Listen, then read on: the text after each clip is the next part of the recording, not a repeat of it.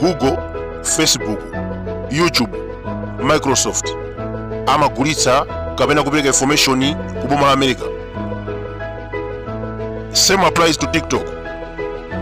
Ndi kampani ya ku China ikhoza kupanga share data ndi boma kumeneko. This is why Joe Biden akukakamiza TikTok.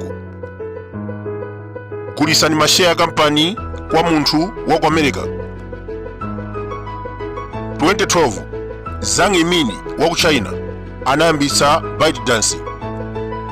Inali kampani yolemba nkhani pa intaneti.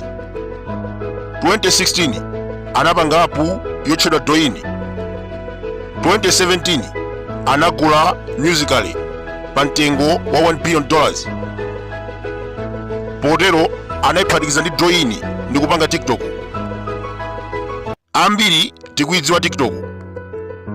Anthu amaponya mavidiyo ovina, okudya njoka, and even labor ya azimayi. 2019 America inakasoma ku khoti. TikTok ikuphwanya ufulu wa ana. Khoti inagamula kuti apereke chindapusa $5.7 million. Chodabwisa china ndi kampani imeneyi, post yonyoza dziko la China imapangidwa delete. Ukachita tsoka amakutsekera akaunti. Dziko la America linalesa asilikali kugwisa ntchito app imeneyi. July 2020 India inachita ban TikTok. Nayenso Donald Trump anayeserapo mu nthawi ya COVID. Anawuza kuti gulisani mashare kwa munthu wa ku America. Ngati simukufuna tipanga bani.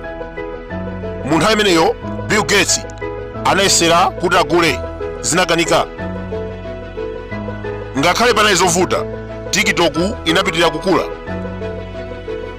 By 2021 anthu ogwisa ntchito anafika 1 billion.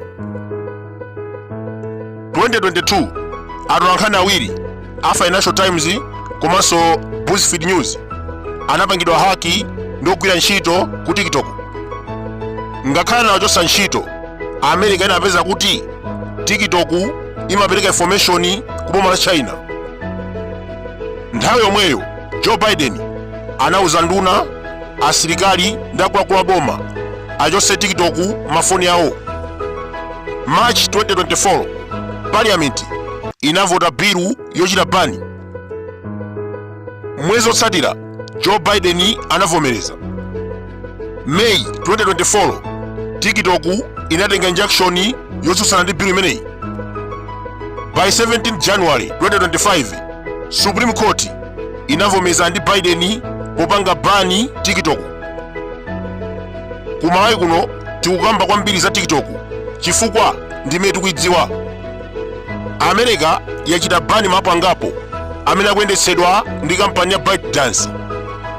Mwachisanzo, CapCut, the video editor, Lemon 8, photos and video share.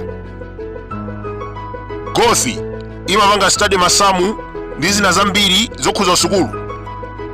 Palinso TikTok, anthu amadikula, kudya njoka, kutukwana Mulungu ndi zina zotero. Mapu onse ndatchula pano eni yake ndi ByteDance aku China, apangidwa bani ku America. Komabe Donald Trump walonjeza kuti apanga dilu ndi ma Chinese amenewa agulise mashare ya TikTok kwa anthu aku America.